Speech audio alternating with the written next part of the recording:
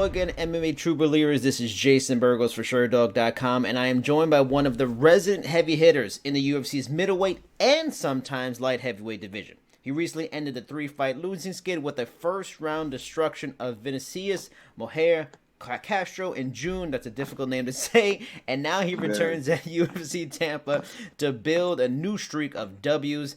That man is your boy, or maybe if you don't know him that well, just Eryk, Mr. Anders, or simply Eryk Anders. Eryk, thanks for giving me some time tonight. About a week or so away from this close fight, for this big fight going on in Tampa next week. Yeah, man, appreciate you having me, man. Thank you. Before we get into this fight next week against Meerschaert, I wanted to talk about your really important win. You know, in the last fight, you have been in some serious pressure moments in your athletic career from your days at Alabama, you know, headlining UFC events. But going into that last fight, you had lost 3 in a row, you know, 4 out of 5, although to very high level fighters. No shame in any of them. But was the build to that fight, like, was that the most pressure you had ever felt as an athlete? Because, another loss would have put, you know, your standing in the company in some jeopardy. Was that the most pressure you felt going to something? Man, you know, I really don't be feeling pressure when I go into fights. You know, I think that each fight has a life and history of its own, and I try not to carry that, like that baggage or negativity with me into the next fight or next training camp or whatever. You're right. You know, if I would have lost that last one, then I'd probably be done with the UFC. But I think if I focus on not losing rather than focusing on winning, right, it can really change the outcome of the fight, and especially how I prepare for the fight. So you get the win impressively. You shut down his grappling, get a classic Anders TKO finish. You know, when the ref pulls you off of him, you know, was that a satisfying win? I mean, you said it. You know, you don't think too much about the pressure, but you know that, you know, it could have affected, you know, your standing with the company. What did you feel? Was it a satisfying win on maybe not just a pressure level, but to get a win after the losing streak and stuff like that, and just to kind of put the division on notice? Like, look, I may have had my recent bumps, but I'm not going anywhere. Yeah, you know, like I said, the 3-fight losing streak doesn't really play a factor into going into the next fight. I was just happy to go out there and get a win in the way that I like to win. Short and sweet, pick up a bonus. So, you know, it's always a good thing when you pick up an extra check. In your career, you have fought at middleweight and light heavyweight, like I mentioned, and I totally get, you know, doing both divisions. Part of it is about, you know, fight booking, logistics, you know, being active, making money. Your recent win is at 205. This fight coming up is back at middleweight. Now, you've said in past interviews 85 is your preferred weight. You have been around the promotion a while now, established yourself.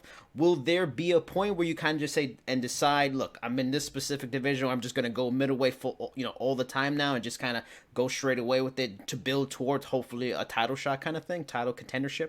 I think if I get ranked in either division, then I'll probably stay in that division to move up. But man, I think even at that point, you know, I enjoy fighting so much and training so much that I would probably still take fights in other divisions. You are a big guy. I mean, so talk to me about why 185 is your preferred weight, you know, especially when you see so many fighters more than ever, guys going up in weight to try to cut less, you know, be a little happier, eat a little more, be a little healthier. Is your cutting process for middleweight not that bad? Is it pretty easy? You know, Yeah, no, there's not a lot of suffering or anything like that, man. You know, with probably anybody, the last 2 or 3 pounds is a pain in the ass, but man, you know, it's all in all, it's not really that bad. It just requires some discipline and some some work. So I've never been scared of that. So, you know, I get in there and do what I gotta do to make the weight, and to be honest with you, the more I do it, the easier it gets. You know, I know a lot of people say when you get a little older, it gets more difficult, but man, you know, they're all pretty easy. Is there any concern though? Because you know the fluctuations in weight. You know, it could be said maybe it has an effect on your body. They're going up to 205, then going back to one. You know, up and down. Is there ever worry maybe that's not best for you and your body, or your body's feeling good? You haven't had any issues, so that's why you're even more open to going up and down in weights. Yeah, you know, I've never passed out or anything from cutting weight, and I've made weight every time easily. Except for, you know, once or twice there have been some hiccups, but at the end of the day, that I make my weight. So there's no issue on my part. Like I said, it just when I go to 85, it's a bit more of a process. Now, for So I do need like a full 8 weeks mm, to, obviously to train properly and all that, but right. taking a short notice fight at 85 isn't as likely as Yeah. 205. Now, for this fight with Meerschaert, he presents a similar clear and present danger in grappling, like your last opponent, maybe even more so because he has sub 21 dudes in over 40 fights. He's done in MMA on this level. Was this camp almost like a repeat of the last win in ways, or does Gerald offer a different type of threat on the ground and you had to focus on different areas and work with maybe different partners that had similar skill sets? Because I noticed he does have a lot of chokes, so I don't know if maybe chokes or something you got to work. Was there a difference Yeah. for this grappler? Yeah, I don't think it's any secret. His preferred method is the chokes, and the thing that's most dangerous about him is, no matter how the fight's going for him, as long as there's still time on the clock, he's Yeah. dangerous and he can submit you. So it's something I know, something I'm worried about, but something I'm Southern definitely guy, prepared for. you train not too far from Florida. Should we expect your boy to have a lot of his boys in Tampa on fight night? Yeah, you already know, man. There's a lot of people driving down, kind of caravanning. I think Tampa's like 8 hours, 8, 9 hours from Birmingham. So, the whole team's driving down, and you can drive to Atlanta and catch a flight for like $50 or something like that. So, um, I think a lot of people are doing that. It has been well established, your past playing football for Alabama in college. California is now pushing through laws that would let college athletes finally make the money that they should have been making a long time ago. Some fear could change the sport forever, change college athletics forever. What are your thoughts on something like that finally possibly coming to pass? Or do you feel there are any cons about young people, 18 to 22, making money, having sponsorships and stuff like that?